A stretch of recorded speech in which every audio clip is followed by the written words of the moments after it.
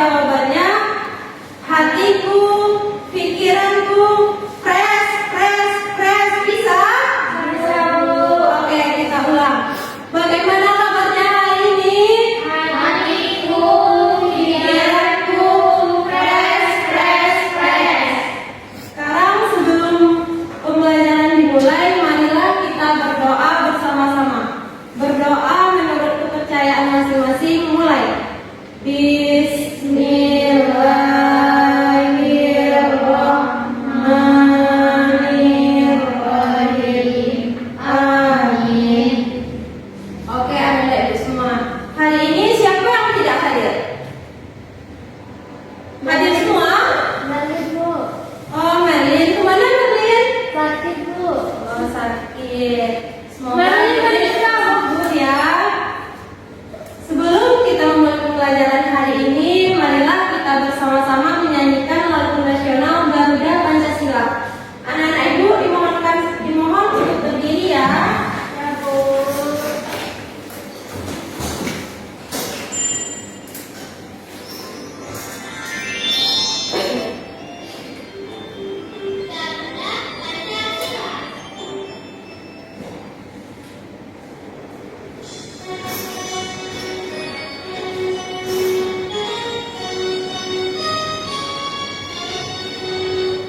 Garuda Pancasila.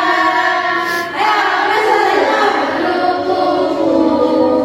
Patriot proklamasi, sedia berkorban untukmu.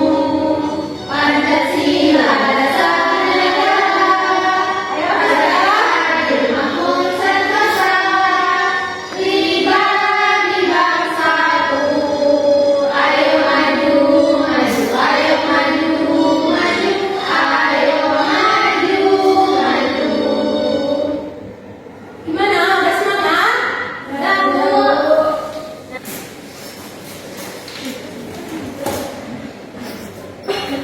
Nah, hari ini kita akan belajar tentang ide pokok dan ide pendukung. Buka apa namun?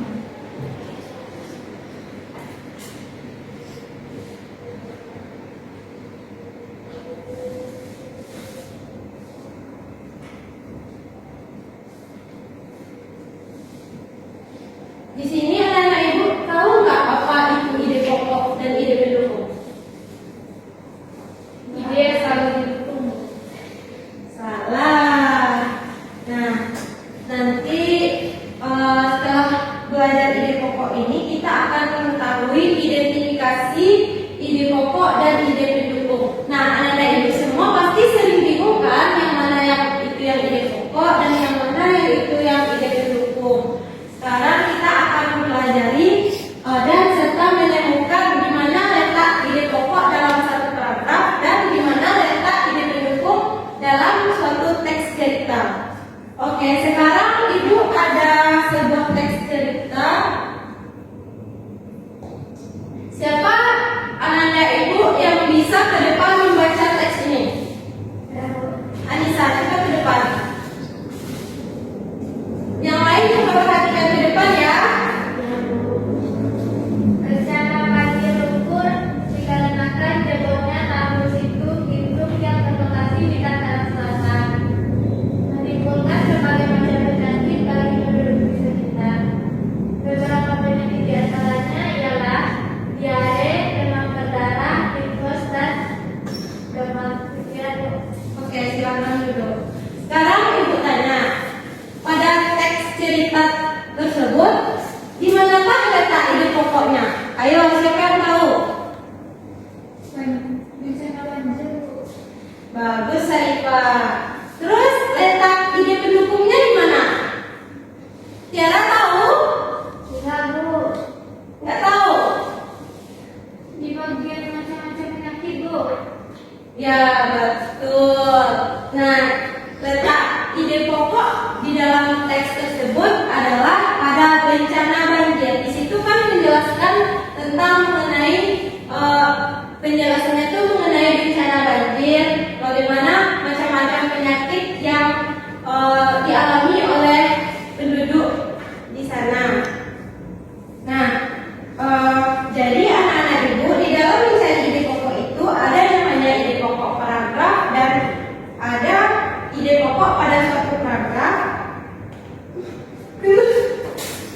Nah, jadi anak-anak ibu, cara kita menemukan ide pokok dalam suatu paragraf terletak pada satu paragraf. Sedangkan cara kita menemukan ide pokok di dalam cerita suatu teks cerita yang panjang, kita baca terlebih dahulu semua ceritanya, baru kita bisa menentukan yang mana yang ide pokok dan yang mana yang ide pendukung.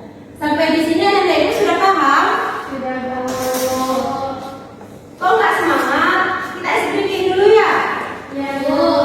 Oke.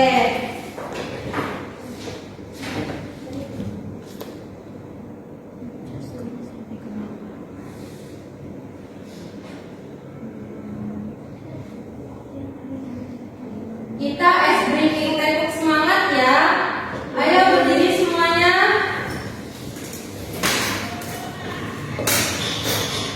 Ananda, coba lihat yang di depan dulu.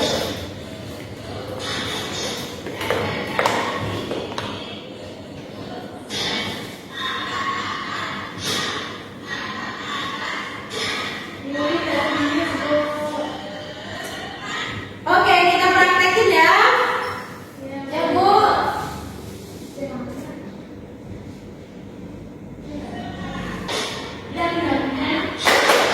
Ding ding ding, dung dung dung, dan dan ding ding ding, dung dung dung, set.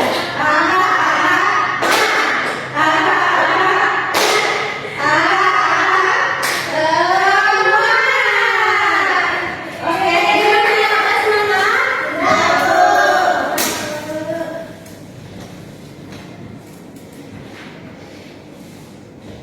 Oke, anak-anak ibu semua sudah paham, sudah tahu cara membedakan yang mana itu kalimat pendukung dan yang mana itu kalimat pokok.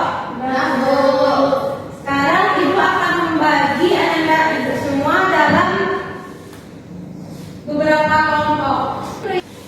Anak-anak ibu semua silakan membentuk lingkaran karena kita akan membuat suatu proyek. Sekarang ibu akan membagikan teks ide pokok dan ide pendukung.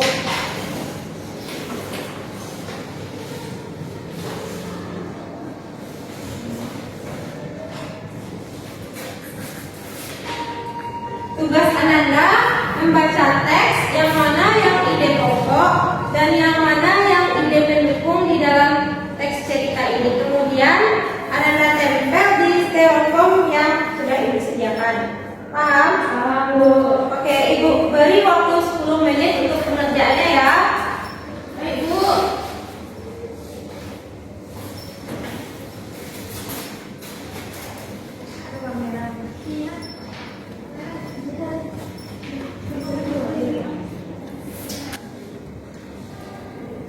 Silakan bekerja kelompok ya.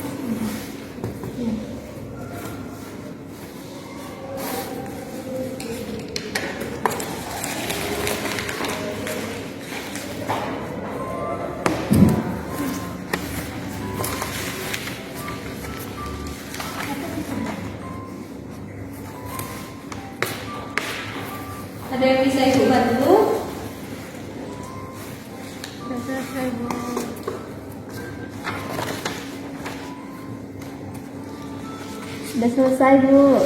Sudah. Oke, sekarang coba perwakilan kelompok untuk mempresentasikan hasil kerja kelompoknya. Ayo maju ke depan.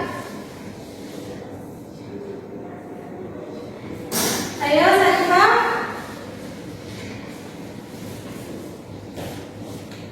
Teman, saya akan mempresentasikan hasil diskusi kami, yaitu ide pokok dan ide pendukung. Yang ide pokoknya gurita. Gurita merupakan salah satu jenis hewan tidak bertulang belakang yang tidak dikenal sebagai hewan yang cerdik dan pintar.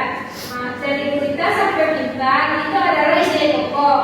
Yang ide pendukung yaitu hal itu karena seekor gurita memiliki daya ingat yang cukup kuat. Gurita dapat memecahkan masalah yang dialami lebih cepat dengan cara mengingat pengalaman ketika memecahkan masalah yang sama sampai jarak jauh. Yang kedua, ide pokoknya yaitu tugas. Bunga jagung memiliki helai-helai rambut halus pada bagian ujungnya. Yang ide pendukungnya pada helai rambut tersebut terdapat tepung sari. Tepung sari akan terbang ke bawah angin ketika angin bertiup sampai jagungnya pindah. Yang ketiga, ide pokoknya yaitu dikenal karena menari. Ide pokoknya itu Indonesia memiliki banyak sekali budaya, khususnya tari. Tari itu menjadi ciri khas suatu daerah. Berikut ini yang ada dihimpun 5 yang terkenal dengan ciri khas tari dan penari. Yang ide pendukungnya, desa pertama adalah desa Oleh Sari di Banyuwangi, Jawa Timur, terkenal dengan tari sebelang. Tari yang dilakukan setiap ini diyakini untuk menghindari desa dari bahaya sampai mengikuti irama musik. Sekian. Terima kasih, Bu. Oke, bagus ya Sarifah. Tepuk tangan kepada Sarifah.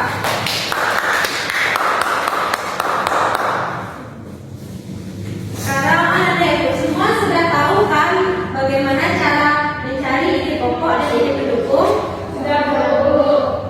Nah, ide pokok itu jika pada satu paragraf terletak pada satu paragraf. Kalau di dalam banyak cerita, kita harus membacanya terlebih dahulu dari awal sampai akhir, baru kita bisa menentukan mana ide pokok, mana yang ide pendukung.